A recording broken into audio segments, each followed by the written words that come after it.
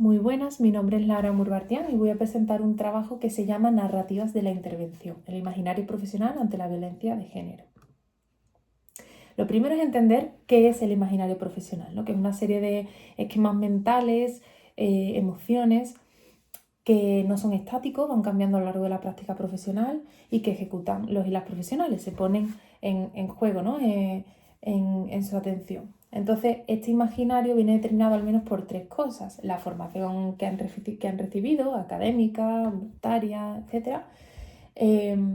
La socialización de género y también la socialización que ha forjado la imagen que tengo sobre la violencia de género, sobre las víctimas, sobre la recuperación de la violencia, y la experiencia que van acumulando en su práctica clínica y comunitaria, porque bueno, en este trabajo vamos a hablar de profesionales del ámbito psicosocial y sanitario.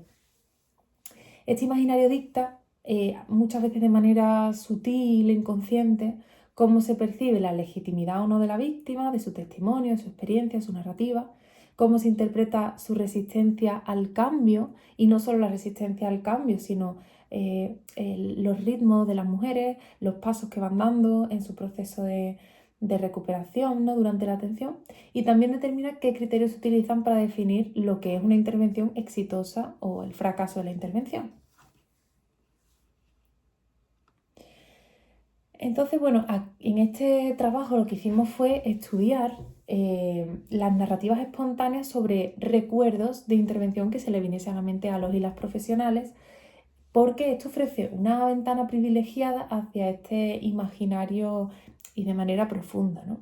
Entonces, al evocar un caso emblemático, los y las profesionales no realizan una recuperación aséptica de los datos, la memoria no funciona así, sino que reconstruyen una experiencia vital que estuvo marcada pues, por el impacto emocional, por el impacto del daño de la violencia hacia las víctimas, el impacto emocional que esto genera en los y las profesionales, cómo gestionan sus emociones a veces latentes, ¿no?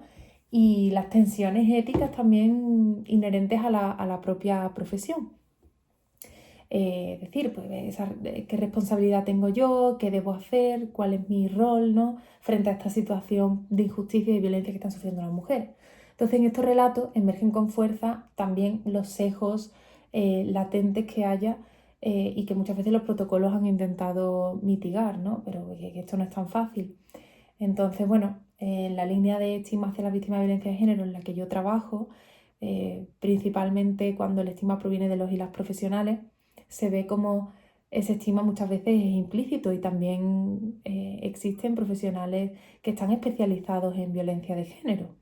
De hecho, normalmente son estos y estas profesionales quienes pueden llegar a ser más conscientes del estigma, porque también hacen una mayor introspección o autoanálisis sobre su propia práctica, ¿no? Con las mujeres. Entonces, bueno, emergen sesgos latentes como visiones paternalistas, de sobreprotección hacia las mujeres, juicios morales pues, sobre ellas como madres, sobre ellas como esposas, como trabajadoras, etc., ¿no? Y persisten mitos sobre la violencia sobre las víctimas, por ejemplo, cómo sería la víctima ideal. Entonces, bueno, hay una brecha que persiste entre la teoría y la práctica profesional, determinada por estos sesgos de los que hablo, ¿no?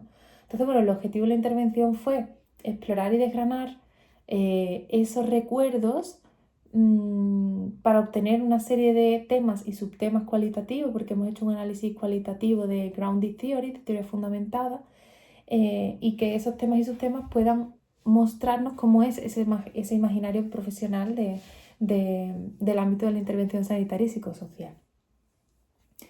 Entonces, bueno, el muestreo fue intencional, teórico, participaron 12 profesionales del ámbito psicológico, sanitario y social, pues psicólogo y psicóloga, médico, médica, enfermero, enfermera, técnicos de emergencia sanitaria, trabajadores sociales, educadores sociales, más o menos especializados en violencia, con más o menos años de experiencia. Y se hizo una recogida de datos a través de entrevistas semiestructuradas en profundidad que se enfocan en el recuerdo espontáneo que les venga de un caso de violencia que atendieron y que les hubiese marcado especialmente por algún motivo. Entonces el proceso, no se les dice lo de que les hubiese marcado, simplemente se les pide que traigan a la mente algún recuerdo para no sesgar de entrada, ¿no? Entonces, bueno, se realizó una codificación abierta, axial y selectiva propia de este tipo de análisis cualitativo que nos dio una serie de grandes temas que hemos llamado ejes y que albergan subtemas que voy a ir comentando. El eje 1 es la cartografía del daño y la anulación del sujeto. Entonces, los relatos profesionales están profundamente marcados por la descripción de la devastación identitaria. El profesional o la profesional no recuerda solo un caso, recuerda un quiebre. Entonces, aquí encontramos el primer subtema, que es el destrozo como impacto visual y emocional. Entonces, los y las profesionales se posicionan como un testigo del resto, el resto que ha quedado de las mujeres. El estado psicológico de las mujeres se describe mediante metáforas de fragmentación y de locura inducida por el agresor, generando asombro ante la capacidad destructiva de los agresores. Por ejemplo, un psicólogo especializado en violencia de género dice: vino absolutamente destrozada, yo no había visto nunca un destrozo igual. Nos la derivó salud mental porque entendían que no era algo que pudieran trabajar allí. La había dejado en las puertas de un psiquiátrico, vamos, literalmente la había vuelto loca hablando mal y pronto. Iré dando algunas citas, aunque no muchas por la escasez de tiempo, para que veáis ejemplos, ¿no?, de testimonios que se sitúan en estos temas que hemos ido hallando. El siguiente subtema es la sofisticación de la violencia psicológica y sutil.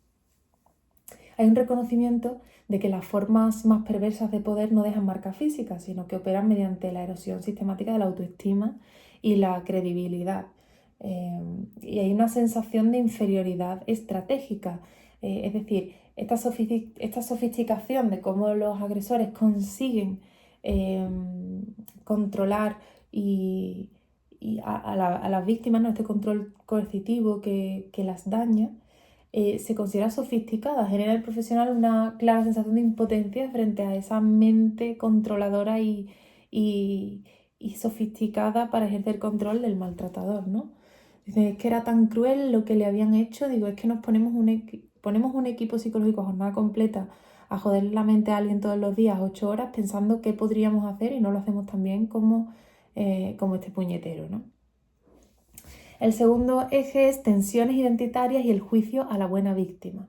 Este tema revela la resistencia del imaginario profesional a aceptar a mujeres que no encajan de forma estricta en el canon de vulnerabilidad extrema o de pasividad, ¿no? El éxito académico o el primer subtema, digamos, que encontramos aquí es el estatus social como barrera de identificación. Entonces, el éxito académico o profesional de las mujeres, por ejemplo, que pertenezcan a un estatus socioeconómico alto, actúa como una máscara invisibilizadora.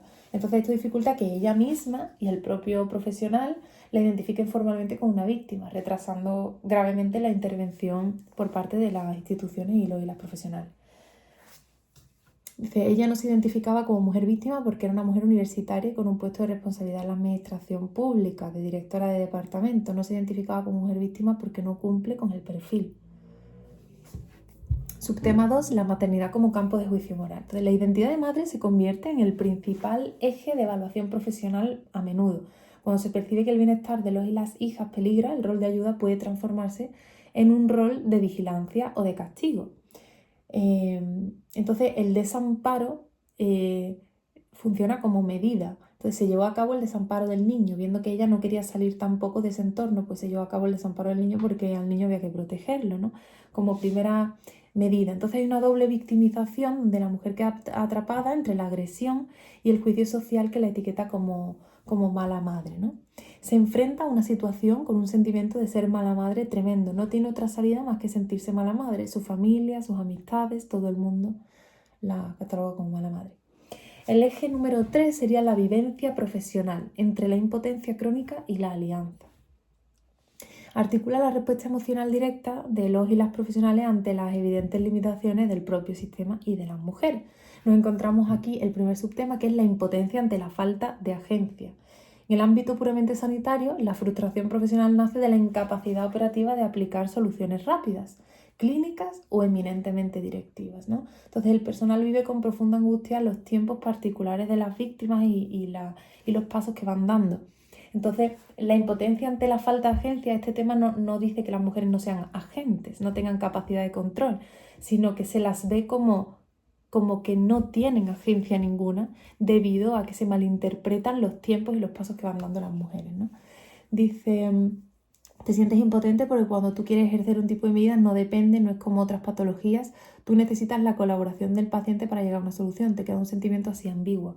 Lo primero, se lo considera una patología, se equipara a una patología, la violencia, ¿no? En lugar de verlo como algo estructural y sistémico. Y en segundo lugar, el profesional vemos que está esperando que ella dé los pasos que él necesita en lugar de verla a ella. El siguiente subtema es el valor del acompañamiento humano frente al técnico. Frente a la frustración técnica emerge con fuerza la gratificación de los procesos colectivos y el vínculo humano interpersonal como la verdadera herramienta y motor de cambio social, ¿no? Decía una profesional del ámbito social, es curioso ver la magia que se produce cuando trabajamos, acompañarlas en un proceso en el que nuestro trabajo es ser meras acompañantes, acompañamiento, apoyo, risa, llanto. A mí me parece muy enriquecedor para nosotras como personas. Entonces, bueno, ante estos resultados vemos por una parte el riesgo de anular a las mujeres como sujeto activo. Entonces, si bien es crucial reconocer el impacto psíquico de la violencia y físico, el uso clínico de términos como destrozo o locura puede paradójicamente despojarla de su propia agencia. Nos encontramos con posturas también paternalistas, donde representan a las mujeres como un sujeto completamente anulado. Entonces los y las profesionales pueden adoptar involuntariamente una postura paternalista donde se sienten legitimados y legitimadas para decidir por ellas, no tener en cuenta sus necesidades, sus decisiones, y se interpretan sus dudas o regresiones, aparentemente regresiones, ¿no?, en el proceso de recuperación como síntomas de una enfermedad y no como lo que son estrategias de supervivencia adaptativa ante una amenaza real y ante un problema que es sistémico. Y hay una tensión crítica en torno a la maternidad. El imaginario profesional opera bajo un mandato de género tradicional donde la protección de los menores se antepone de forma punitiva a la recuperación de la madre, llegando al uso del desamparo como presión. No se trata de que la retirada de los menores no deba suceder nunca, se trata de que no se atiende, no se aborda la violencia de género. Se trata de esos casos donde la violencia de género no se ve, no se aborda, no se las protege a ellas y a los menores, sino que directamente se retira a los menores. Entonces, la consecuencia de esto es el desplazamiento de la responsabilidad. El agresor real desaparece del foco de atención y la mujer es juzgada con severidad por no ser capaz de proteger a sus hijos e hijas en una situación donde ella misma está siendo víctima de violencia de manera a veces extrema, ¿no?, y de manera clara. Entonces, este juicio a la mala madre denota una falta de comprensión de la violencia como un fenómeno que instrumentaliza los vínculos afectivos, donde el agresor instrumentaliza esos vínculos. Entonces, vemos también que hay una formación academicista que choca con la realidad, ¿no? Muchas veces como hay que bajar al campo de trabajo para realmente entender. Entonces, la formación que se recibe prepara a los y las profesionales para curar o solucionar. Sin embargo, el abordaje de la violencia de género, como bien decía una de las profesionales, exige acompañar y sostener más bien, ¿no? Entonces, esta discrepancia genera una impotencia que a menudo se traduce erróneamente en rabia hacia la paciente o hacia la usuaria por su percibida falta de colaboración a ojo de los y las profesionales. Entonces hay que redefinir el éxito clínico o de la intervención psicosocial. Solo cuando los y las profesionales trascienden ese protocolo frío y valoran la magia del vínculo y el tiempo, como decía esta profesional, la intervención se vive como un éxito. El éxito clínico no debe medirse tanto por la interrupción inmediata de la relación o la denuncia de las víctimas, sino por la reconstrucción paulatina de la autonomía de las mujeres, cómo recuperan el control poco a poco de sus vidas. Entonces la intervención requiere una transformación cultural profunda desde las profesiones psicosociosanitarias, ¿no? No basta con conocer la ley, con conocer el protocolo, la teoría, sino que es necesario revisar el imaginario desde el cual las aplicamos. Entonces hace falta una nueva definición de víctima, donde se desmantele el mito de la víctima ideal, hace falta una protección sin punición, un cambio radical donde no veamos a las mujeres como malas madres, por ejemplo, y una humanización de la alianza, donde se valide el tiempo y el vínculo, para comprender que no denunciar o volver con él son fases complejas de la salida de la violencia y no un fracaso profesional. Y hasta aquí, quedo atenta a vuestras preguntas.